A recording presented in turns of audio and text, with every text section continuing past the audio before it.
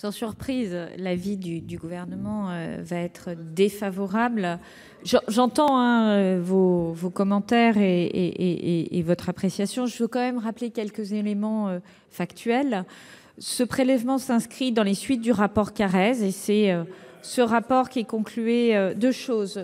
Une chose par rapport aux équilibres de la Société du Grand Paris, dont je rappelle que l'objectif est quand même d'apporter des infrastructures à l'ensemble de cette région qui est le Grand Paris et qui bénéficiera, y compris à ceux qui ont peut-être moins de stations, parce que ça fait un effet masse et ça fait un effet d'attractivité. On le voit dans des régions étrangères qui investissent massivement dans leur infrastructure. Ce rapport pointait qu'il manquait 200 millions d'euros de ressources supplémentaires à la Société du Grand Paris entre 2018 et 2020 si l'on veut limiter sa dette à 35 milliards d'euros comme le prévoit la loi. Et c'est ce que le gouvernement a fait non seulement par cet amendement, mais aussi, vous l'avez mentionné, par les évolutions de la taxe sur les bureaux en PLF 2019 et en PLF 2020.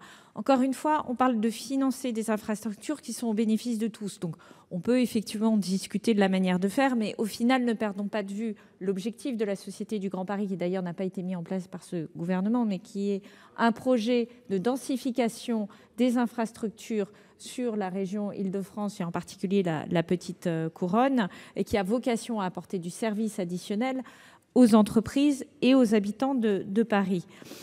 Ces infrastructures, elles vont faire évoluer la valeur des biens. On le sait tous, à partir du moment où vous êtes à proximité d'une station de métro qui est directement reliée au centre de Paris, vous avez une appréciation des biens. Et c'est vrai qu'il y avait une logique, une certaine forme d'intelligence de relier les droits de mutation à titre onéreux à ce financement, puisque la valeur des biens étant appréciée, la rotation de ces biens étant renforcée aussi, puisque l'attractivité fait qu'on va avoir du mouvement et de la valorisation, les recettes des départements en seront renforcées avec une bonne dynamique.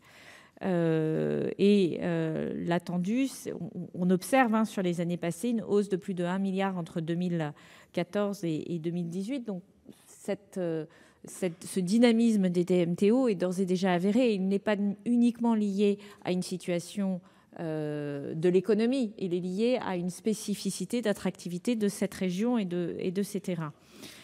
Voilà. Par ailleurs, vous mentionnez effectivement l'impact sur un certain nombre de départements, et vous l'avez dit, là, évidemment, le département de la Seine-Saint-Denis est un département qui, pour plein de raisons, appelle des dispositifs d'accompagnement. Et je veux dire que, oui, vous avez raison, c'est 6 millions d'euros qui sont apportés par la Seine-Saint-Denis, mais qui sont apportés par la Seine-Saint-Denis,